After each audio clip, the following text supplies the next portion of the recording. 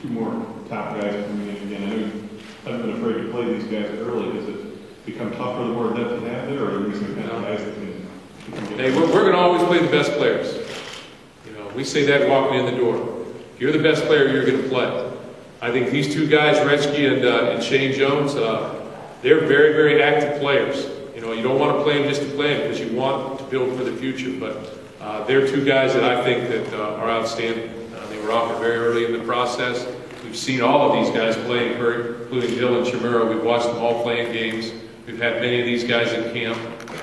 But high football IQ, as I said, outstanding programs that they're from, well-coached programs that are used to playing for state titles and playing on a high stage, on a big stage. And, you know, that's no exception when you come here. That's what you're going to have to do. So their expectations are high, and they'll have tremendous support from their families and from the people surrounding them. So it's going to be interesting to watch those guys.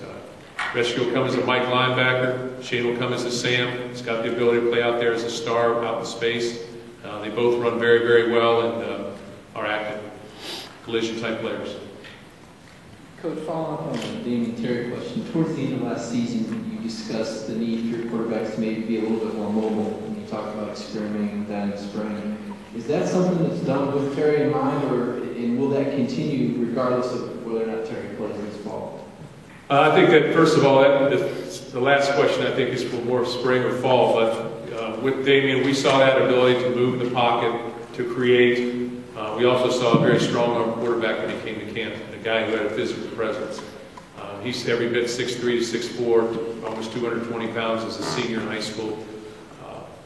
The thing that I like about him, he's very calm. He has a great demeanor in terms of how he dresses people and how he handles himself in the pocket, whether that's doing drills with 100 other quarterbacks in camp, or whether it's watching him practice, getting ready for a big game, or watching him in the state final, or listening to the things that he did.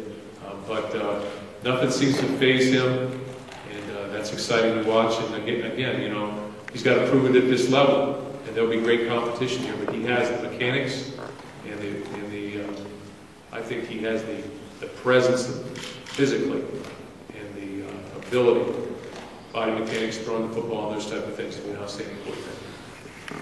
Mark, now that you've had a chance to evaluate the film of last season, what did you assess along the players that are leaving as the biggest needs for your team going forward, and how do you feel like this recruiting class addresses those needs?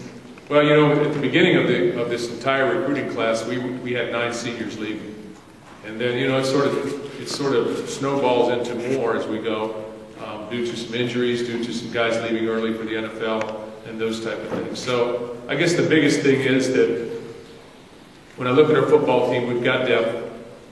We've got a foundation built. We've talked about that here a lot. We want to bring people in that fit our program. We want to bring people in here that fit our chemistry, and the same type of people that we have here, that are people that want to work for the common good of everybody. And then we want to fill needs. Felt like we had a need at running back, and that's a position that's going to get banged up. We've got some talented players there, but it's going to be a position that's going to get hit on every single play, and there's going to be injuries, and there's going to be opportunities afforded to the people because of their size and speed, things of that nature. It helps if you can play other positions. We've brought a lot of guys in here that are multi-talented players that can play either the offensive side of the ball or the defensive side of the ball. And that's been the knack here. That's what we've done. Whether it was a Daquez Denard, recruiting him as an either-or guy that ended up on defense and sticking, or whether it's bringing a guy like Tony Lippin in, who played a little bit of both. But I think that's what's helped us be successful, and it's the unselfishness that our players have had that sort of lends itself to that. And I think these people that are coming, they're confident, but they fit our profile. And that's the positive thing. That's the exciting thing about the guys we have.